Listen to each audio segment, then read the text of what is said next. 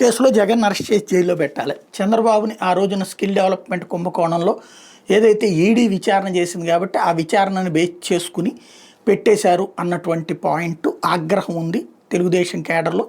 వాళ్ళ కోరిక తీర్చేటటువంటి ప్రయత్నం ఓ పక్కన ఒక టీం చేస్తుంది. అందులో భాగంగా జగన్ని జైల్లో పెట్టాలి అన్నటువంటి.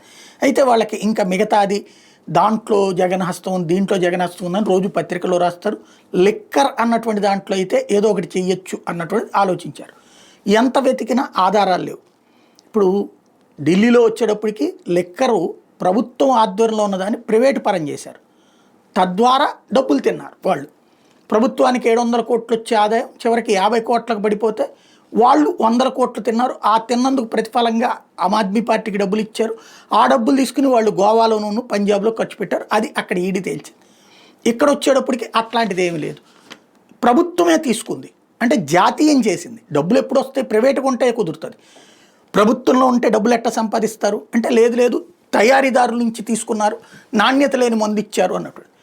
2014-19 మధ్యలో నాణ్యత లేని మందు కారణంగా ప్రాణాలు కోల్పోయిన సంఘటనలు ఉన్నాయి. అదే 19-24 మధ్యలో అట్లాంటిది ఎక్కడ చావలేదు. కానీ ఆ ఒక ఇష్యూని రైట్ చేసుకొచ్చారు దాని మీద. అది నడిచింది. నాణ్యత లేని మందు అన్నటువంటి ప్రచారం చేయడానికి సక్సెస్ అయ్యారు. అట్లాగే ఇది జరిగింది. ఇప్పుడు జగన్ని అరెస్ట్ చేయాలంటే ఫస్ట్ అతను సంపాదించాడు. ఎట్లా సంపాదించాడంటే అంతా కూడా క్యాషే తీసుకున్నారు కదా.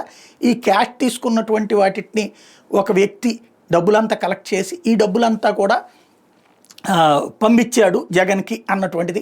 దాంట్లో మిథున్ రెడ్డి పాత్ర ఉంది. క్యాష్ అంతా ఎవరు తీసుకొచ్చారంటే కసిరెడ్డి రాజశేఖర రెడ్డి. అది తీసుకుని మిథున్ రెడ్డికి ఇస్తే మిథున్ రెడ్డి తీసుకెళ్ళి జగన్కి ఇచ్చాడు. హవాలా మార్గంలో జగన్కి చేరేటట్టు చేశాడు. ఇదంతా తేల్చేందుకు ఒక స్పెషల్ ఇన్వెస్టిగేషన్ టీం వేశారు. వాళ్ళు నిన్న 15 చోట్ల వెతికారు. అంతా బాగానే ఉంది. ఇప్పుడు ఆల్రెడీ అక్కడ కుంభకోణం జరిగిపోయింది.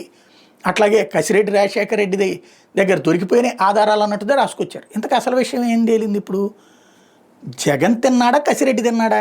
కసిరెడ్డికి కొన్ని సంస్థల్లో పెట్టుబడులు ఉన్నాయట, కొన్ని వ్యాపారాలు చేస్తున్నాడట అతను. కాబట్టి అతనికి ఇవన్నీ చేస్తున్నాడంటే మద్యం ద్వారానే డబ్బులు వచ్చి ఉంటాయి. ఇది ఇప్పుడు రైట్ చేసే పాయింట్. మరి జగన్కి డబ్బులు ఇస్తాడా, ఇతను డబ్బులు తిన్నట్ట? అంటే జగన్కి తెలియకుండా జగన్ని మోసం చేసి ఆ డబ్బులు ఇతను తినేసినట్ట. అప్పుడు జగన్ చూస్తా ఊరుకుని ఉంటాడా?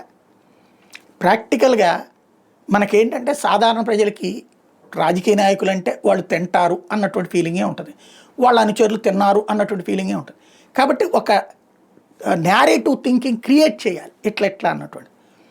దాంట్లో నుంచి వస్తున్నటువంటి ఇష్యూ దీనికి ఫైనల్ సొల్యూషన్ ఏదో ఒక విధంగా కసిరెడ్డి దొరికితే కసిరెడ్డిని పట్టుకుని మొన్నటిదాకా పలువురు అధికారులతో జగన్ పేరు చెప్పమన్నారు, అవ్వలేదు. ఎందుకంటే అధికారులు సాధారణంగా ఎందుకు వచ్చిన గొడవ అనేటువంటి చెప్పరు, వేరే వాళ్ళ పేర్లు చెప్తారు. ఇప్పుడు ఇక కసిరెడ్డి ముందుకు వచ్చి జగన్ పేరు చెప్పాలి, జగన్కి నేనే డబ్బులు కలెక్ట్ చేసి ఇచ్చాను.